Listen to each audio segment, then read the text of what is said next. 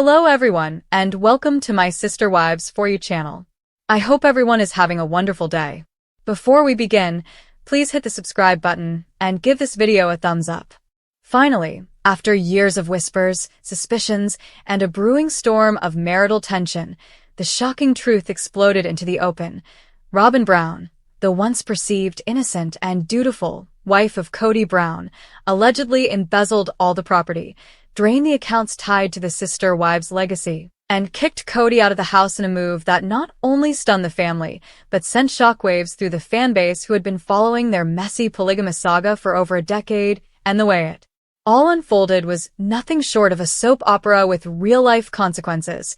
It began subtly, with paperwork, whispers of financial transfers, and the kind of quiet control Robyn always seemed to exert behind the scenes, and then escalated to what has now become one of the most talked-about reality TV scandals in recent memory, because for years, Robyn had been positioned as Kody's favorite, the one wife he defended while alienating Mary, Christine, and Janelle, the one he bought a house for.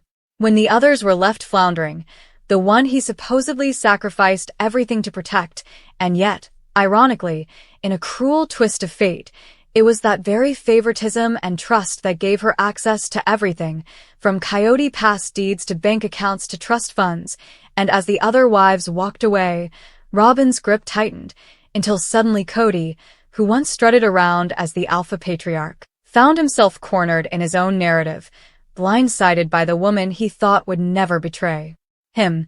Reports and alleged insider accounts suggest that over the past several years, Robyn meticulously restructured the family's financial ties, ensuring that her name was intertwined with every critical piece of property, every house, every potential source of income, and while Kody always framed it as being practical or strategic, fans noticed how the paperwork always seemed to favor her, how she managed to snag the legally secure assets while the others were left with promises and dreams.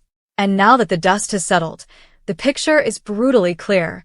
Robyn wasn't just playing the long game, she was rewriting it, positioning herself not as a victim of Kody's obsession but as the eventual victor of the entire Brown empire, and when she finally pulled the trigger, allegedly moving money, signing deeds, and shutting Kody out, the symbolism was unmistakable. The self-proclaimed patriarch, who once bragged about managing multiple wives and controlling vast family lands, was now reduced to a man without a home, standing outside the very doors he once thought were permanently open to him, with his favorite wife now becoming his greatest enemy. And the irony is deliciously tragic for fans who have been watching the slow collapse of this family, because while Christine walked away with dignity, Janelle rebuilt her independence, and Mary crafted her own brand, Kody clung to Robyn as if she was his last fortress. But the fortress has now fallen, with Robyn emerging as the one holding the keys to every gate, and the question that hangs in the air is whether this was always her plan, whether she deliberately played the long-suffering wife role until the moment was right, or whether years of resentment toward Kody finally boiled over into a masterstroke of revenge. And regardless of her intentions, the outcome is undeniable. Kody has been stripped not only of his wives, his family, and his show's credibility, but now of the very assets that once gave him authority. And this isn't just a private matter, because TLC cameras, fans on social media, and the entire Sister Wives community are dissecting every detail, with hashtags like #RobynWins and #KodyKickedOut trending across platforms, and people are relishing the downfall of a man who was once seen as arrogant, manipulative, and unkind to the women who gave him decades of their lives. And now, in this poetic twist, the man who once discarded Mary to sit on a couch with Robyn is the man sitting on the curb, outside her house, with nowhere to go, his empire crumbling not from outside attacks but from betrayal within. And insiders claim that Robyn didn't just quietly ask him to leave. She allegedly staged a dramatic confrontation, laying out the paperwork in front of him, showing him how she had transferred deeds into her name, how she had restructured accounts, how she had even allegedly placed restrictions on Kody Pass that made it nearly impossible for him to reclaim ownership. And when he protested, raging as he often does, she simply pointed to the door, telling him that the house was hers, the assets were hers, and that his time was over. And the image of Kody, The man who once boasted about having more love and wives than he could handle, now being tossed aside like an unwanted ex, is one that fans will not soon forget, and the narrative has shifted dramatically. Robyn, once portrayed as the villainess who clung to Kody's arm while he neglected his other wives, has now reinvented herself as the woman who played Kody better than he ever played anyone else, a reversal so shocking that even longtime viewers are stunned, because in one swift move she not only secured her own future but destroyed his, leaving him with nothing but bitterness, anger, and the ruins of the empire he thought was indestructible. And as social media floods with reactions, think pieces, and conspiracy theories, the bigger picture begins to emerge. This isn't just about property or money. It's about power, control, and the ultimate reversal of roles in a family that once built its entire brand on male dominance, and now the dominant male has been dethroned by the very woman he elevated above all others. And the tragic comedy of it all is that Kody never saw it coming, blinded by his obsession with Robyn, so convinced that she was his eternal partner that he failed to recognize she was quietly building her own exit strategy. And when she finally executed it, she didn't just walk away. She slammed the door in his face and locked it with the deeds, titles, and cash she had carefully secured over the years. And the end result is a man without a wife, without a house, and without an empire, left to stew in the irony of his downfall while the woman he once championed stands victorious, holding everything he once believed was his birthright.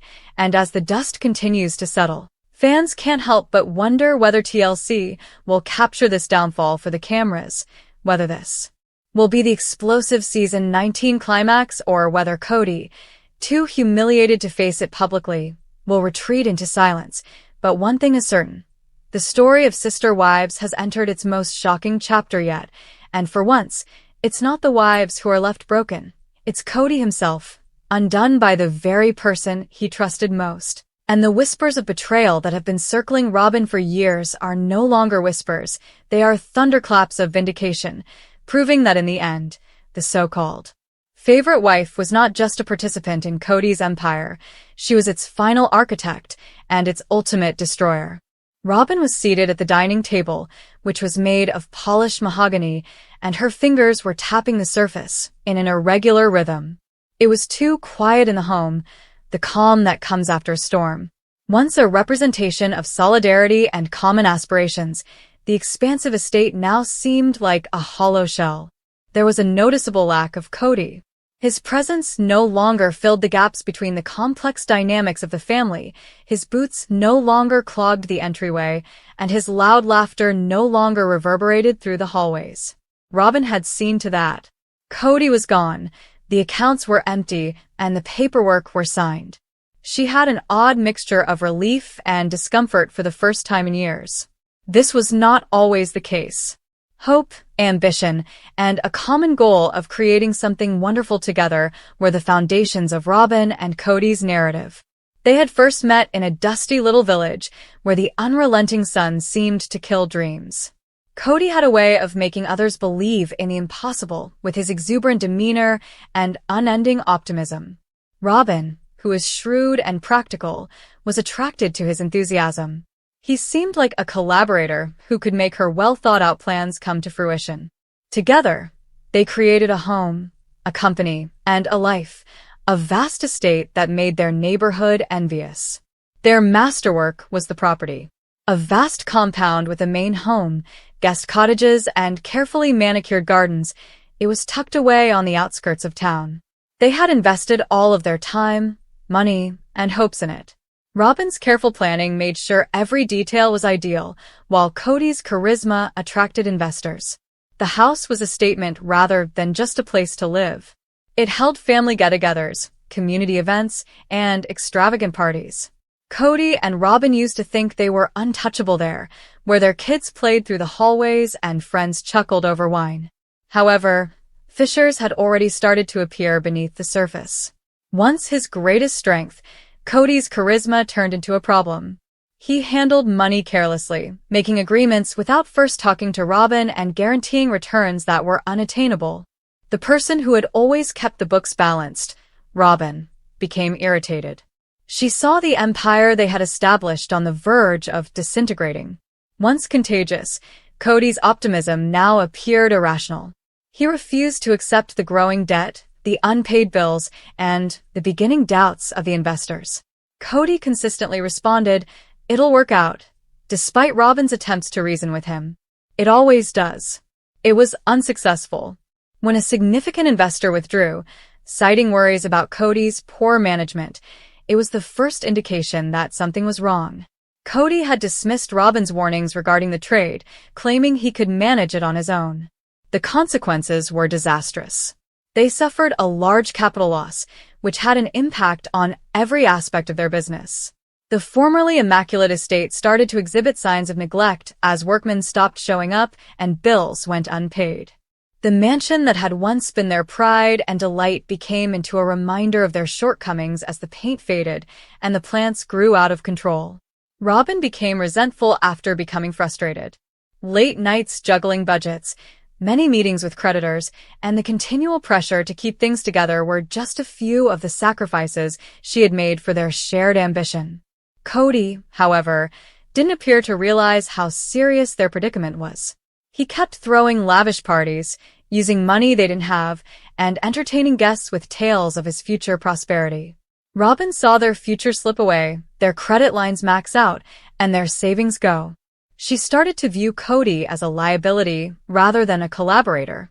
At first, the notion of seizing power had only been a whisper, a passing notion that she brushed aside as treacherous. However, the rumor became louder as the months went by and Kody's carelessness showed no signs of slowing down.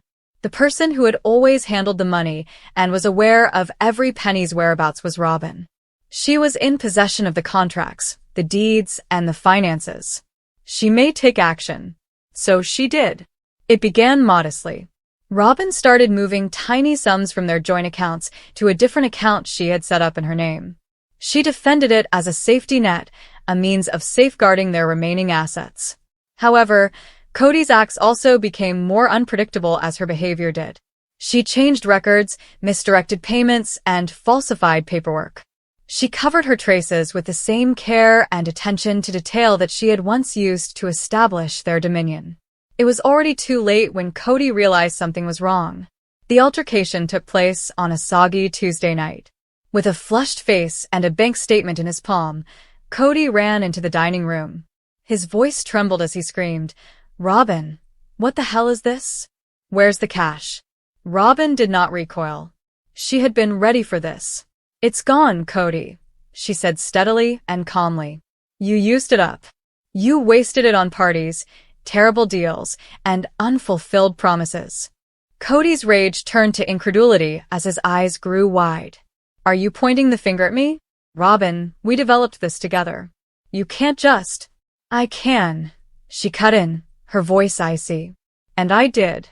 Kody, the accounts are empty. My name now appears on the property. You're gone." He gazed at her, her words weighing heavily on him. Kody seems to realize for the first time how determined she was. Robyn remained unimpressed despite his attempts to argue and make a plea. She was done.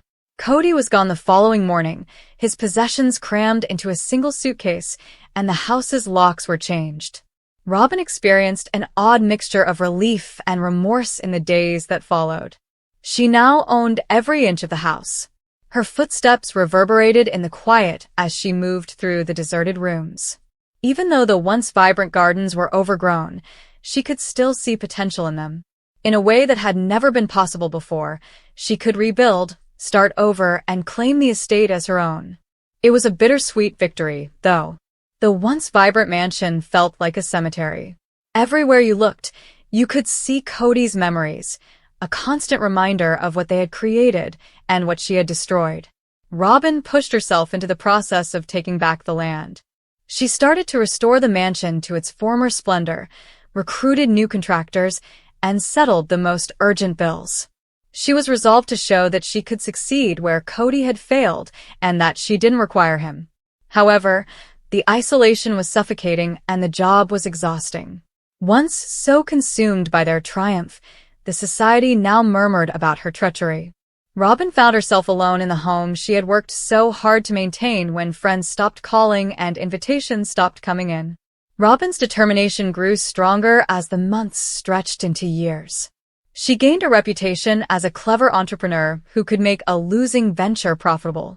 With its lush grounds and halls brimming with new enterprises and tenants, the estate was once again the town's crown jewel. However, Robyn herself stayed aloof, a mystery and conjecture. While some denounced her brutality, others applauded it. She was indifferent. Control was what she desired. At night, however, when the world was peaceful and the home was still, Robyn would sit at the dining table and trace the grain of the wood with her fingers. She would think about Kody, the person he was before things went wrong.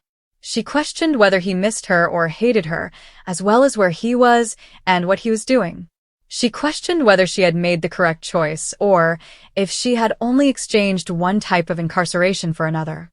Despite its beauty, the mansion served as a reminder of her treachery and ambition. It demonstrated both her strength and her isolation. Robyn had triumphed, but at what price? In the quiet times when she was by herself thinking, the question followed her around like a shadow, lurking in the corners of the house. She had evicted Kody, stolen the property, and claimed the life she believed she was entitled to. However, she couldn't get rid of the feeling that something was lacking as she sat in the quiet of her triumph. The town heard Robyn and Kody's story, which served as a warning about ambition, treachery, and the cost of power. Robyn was viewed as a survivor by some and a villain by others. As usual, the reality was more nuanced. The consequences of her decisions would follow her for the rest of her life, even though she had done what she felt was necessary. Once a representation of their common aspirations, the mansion was now solely hers, a kingdom erected on the ashes of what could have been.